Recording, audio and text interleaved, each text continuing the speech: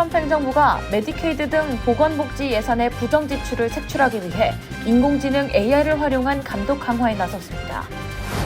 트럼프 행정부의 강경한 이민 정책 속 아이스가 단속 현장에서 홍채 인식 장비 도입을 대폭 확대하고 있습니다.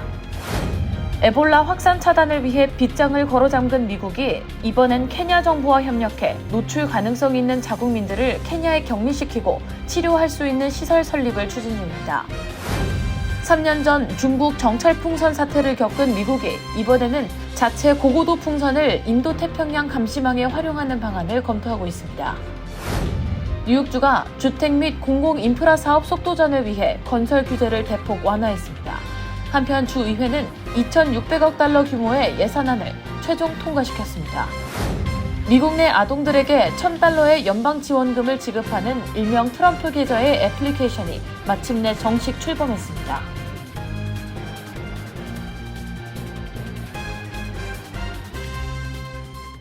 비즈니스도 이제 스마트하게 더 빠르고 더 편리해진 한미 디지털 뱅킹 한미은행 제공입니다.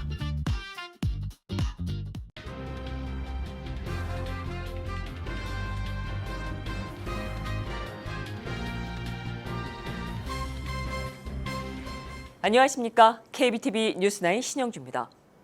트럼프 행정부가 메디케이드 등 보건복지 예산의 부정 지출과 감사 미비를 잡겠다며 인공지능을 활용한 감독 강화에 나섰습니다. 보건복지부는 50개 주와 연방 보조금을 받는 기관들의 최근 수년간 감사 자료를 분석해 반복적인 문제를 찾아내겠다는 방침입니다. 보건복지부가 연방 보건복지 예산 감시에 인공지능을 활용하기로 했습니다.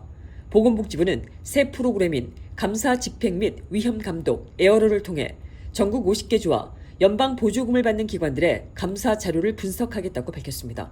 핵심은 메디케이드 수혜자 개인을 AI로 직접 조사하는 것이 아니라 주정부와 기관들이 제출한 감사 자료를 검토해 예산 집행의 문제점을 찾아내겠다는 겁니다. 대상은 메디케이드 등 보건복지부 예산이 투입되는 보건복지 프로그램과 연방 보조금을 받는 주정부, 지방정부, 비영리 기관, 대학 등의 감사 자료입니다.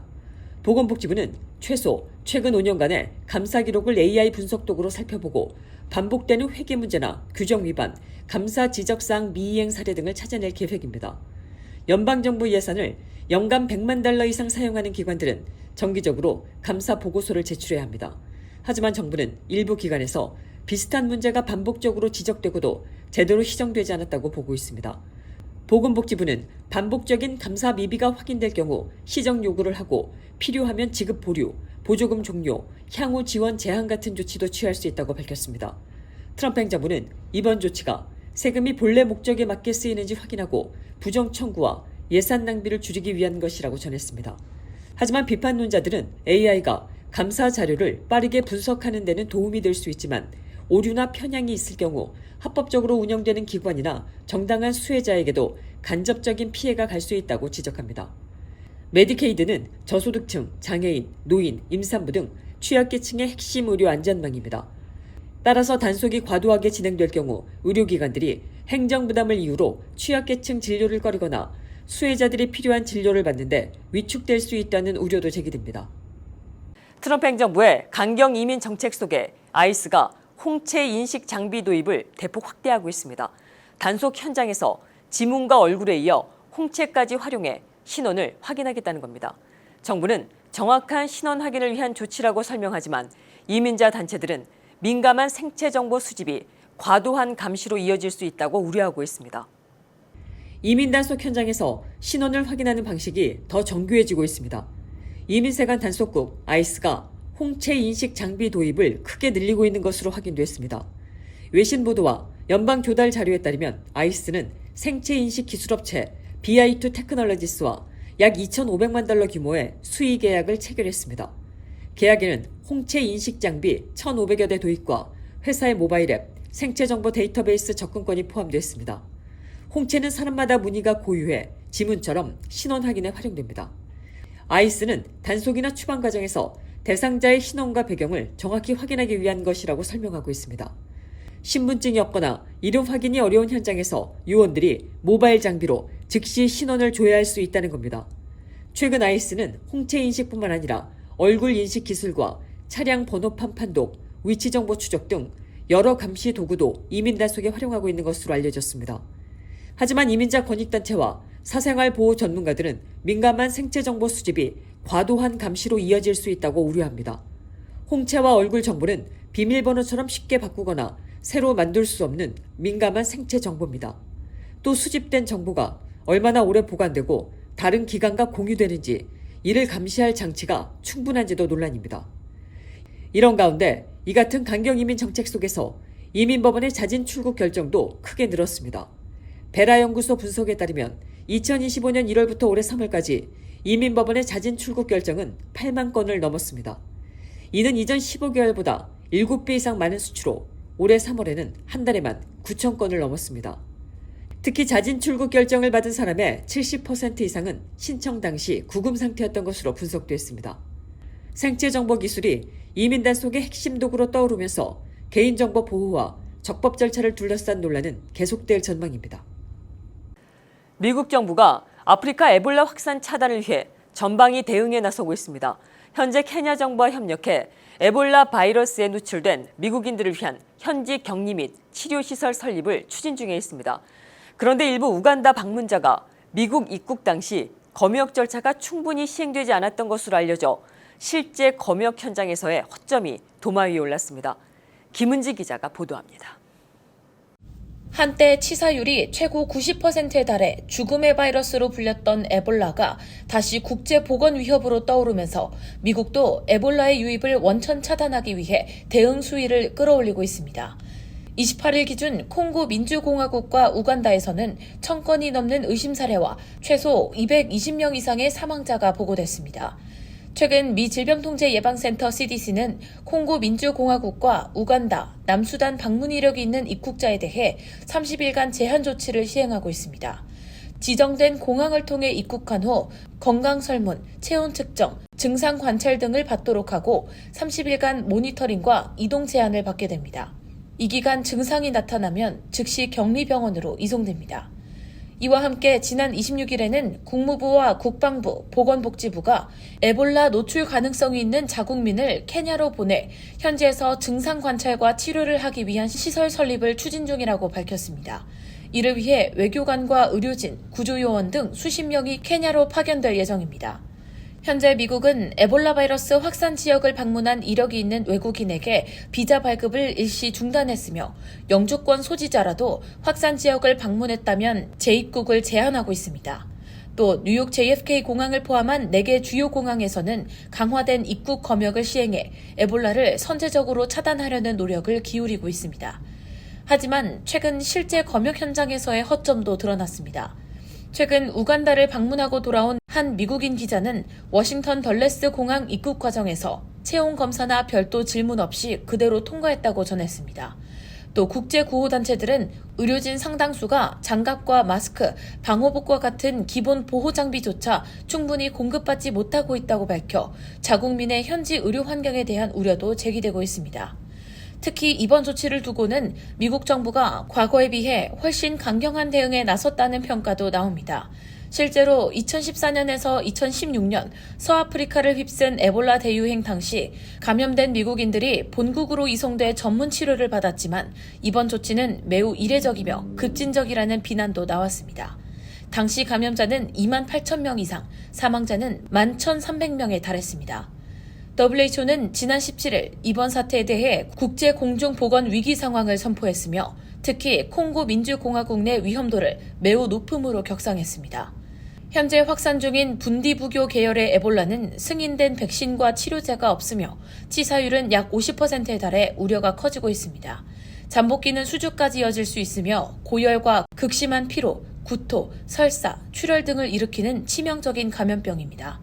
CDC는 현재까지 미국 내에서 에볼라 의심 사례나 확진 사례는 보고되지 않았다고 밝혔습니다. KBTV 뉴스 김은지입니다. 3년 전 중국 정찰 풍선 사태를 겪은 미국이 이번에는 자체 고고도 풍선을 인도 태평양 감시망에 활용하는 방안을 본격 검토하고 있습니다. 중국을 견제하기 위한 새로운 저비용 정찰 수단으로 풀이됩니다. 미국도 고고도 풍선을 활용한 정찰 감시망 구축에 나서고 있습니다. 군사 전문 매체들은 미 육군이 2026년 인도 태평양에서 고고도 풍선과 태양광 무인 글라이더 등 100기 이상 규모의 대규모 실험을 준비하고 있다고 전했습니다.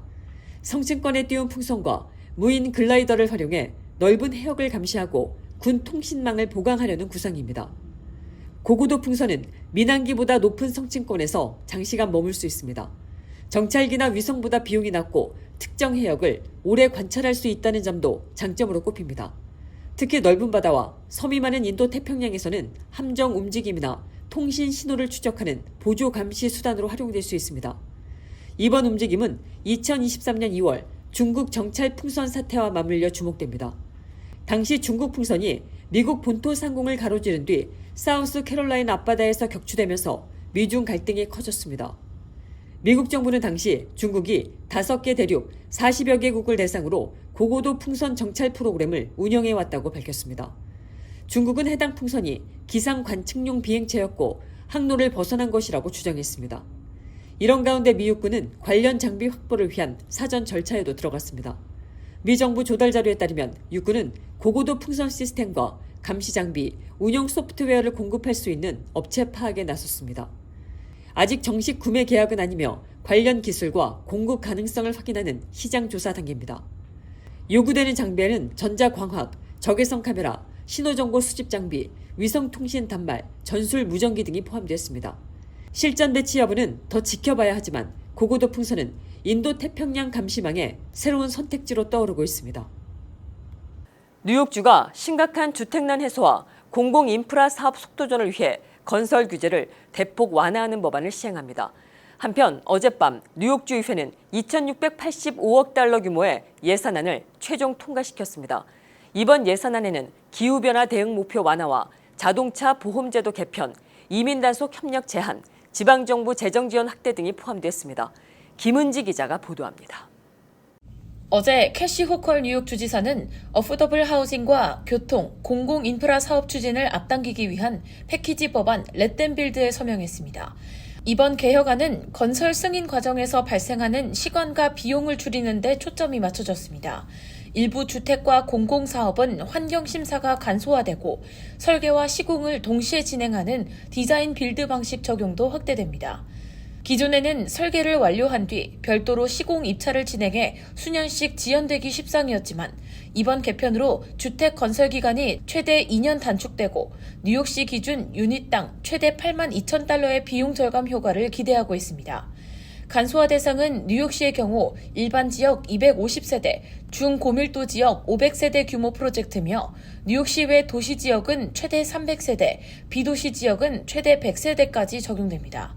다만 이미 개발된 부지이면서 상하수도 시설이 연결된 경우에 한해 적용되며 기존 환경 규제와 조닝 규정은 유지됩니다. 법안에는 상수도 시설과 빗물 관리용 친환경 인프라, 공원과 자전거 도로, 뉴욕시 공립학교 건설 사업 등에 대한 환경심사 간소화도 포함됐습니다.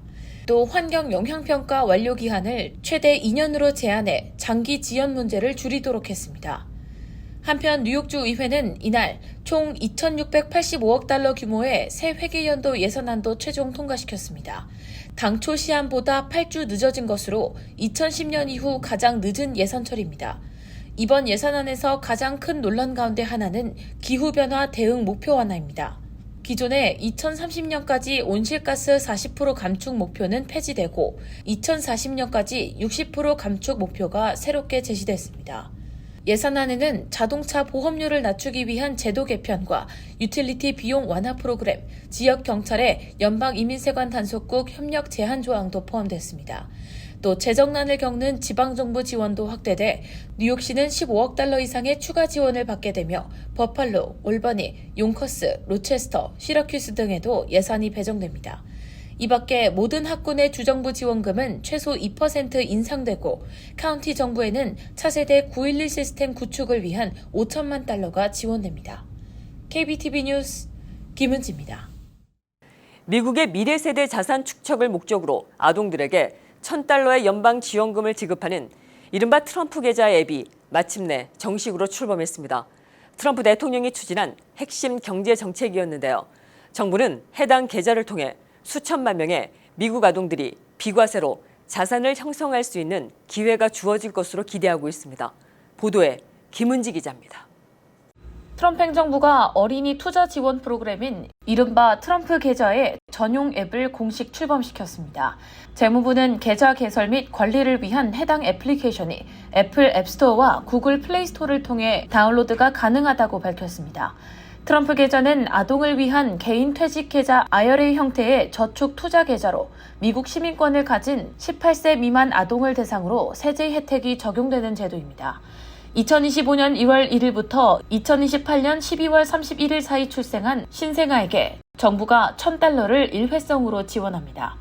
정부는 계좌 개설 시작 시점을 오는 7월 4일 독립기념일 전후로 보고 있습니다.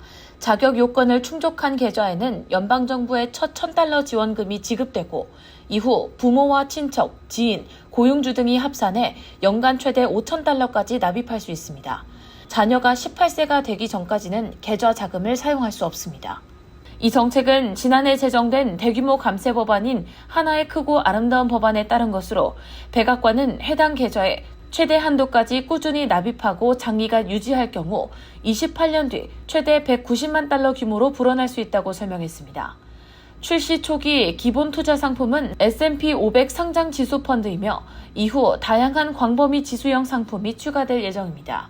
재무부는 프로그램에 등록한 가정을 대상으로 계좌 활성화를 시작할 예정이며 아직 등록하지 않은 가정은 트럼프 계좌 공식 홈페이지를 통해 가입할 수 있습니다. 또 트럼프 2기 행정부 출범 이전이나 이후에 태어난 아동들에 대해서는 민간 기부금을 통해 별도 지원에 나선다는 계획입니다. KBTV 뉴스 김은지입니다. 뉴욕주 롱아일랜드 세그하버 학군의 12살 6학년 학생이 학교 야외 학습 중 래프팅 사고로 숨졌습니다.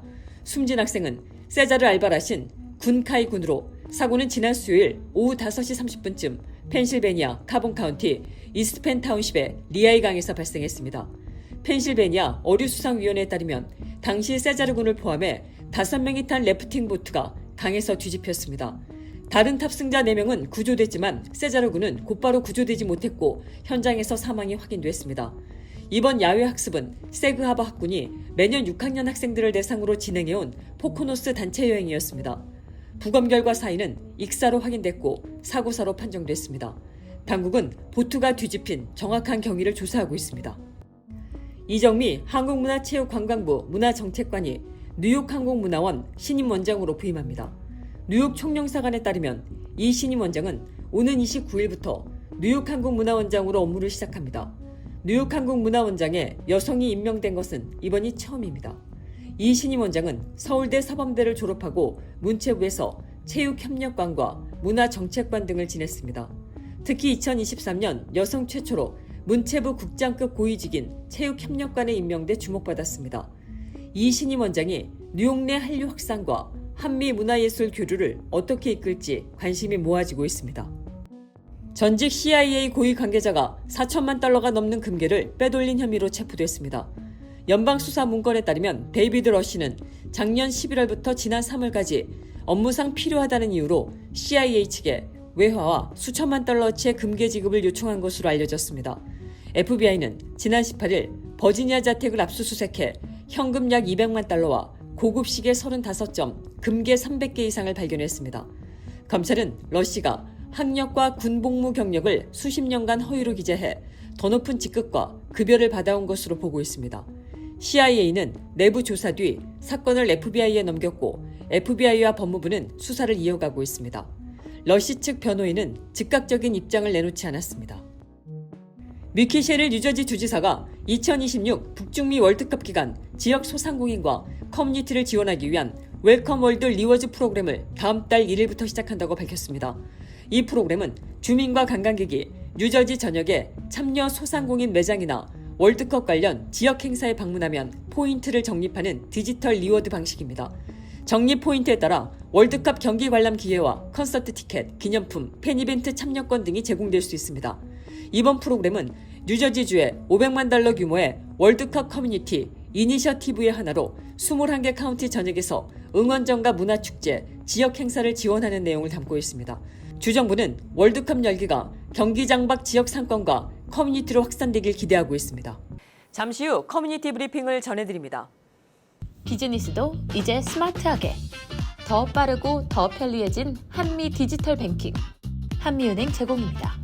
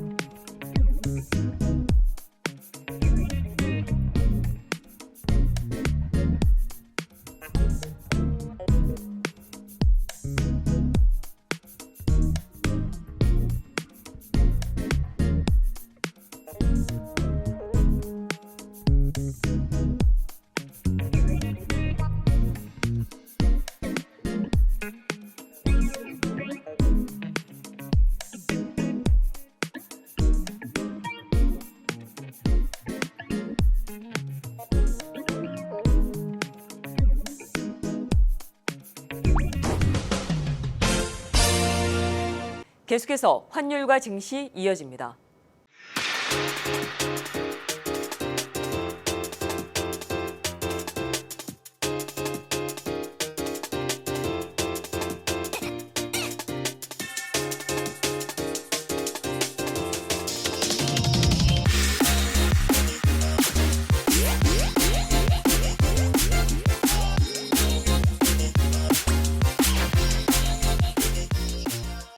이어서 뉴욕과 뉴저지 날씨 전해드립니다.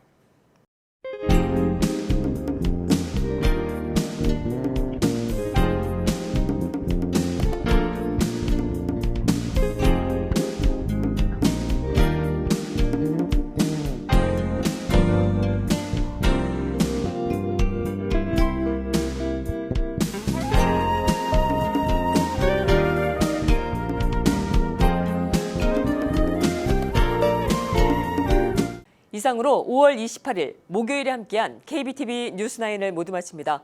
오늘도 함께해 주셔서 고맙습니다. 편안한 저녁 되십시오.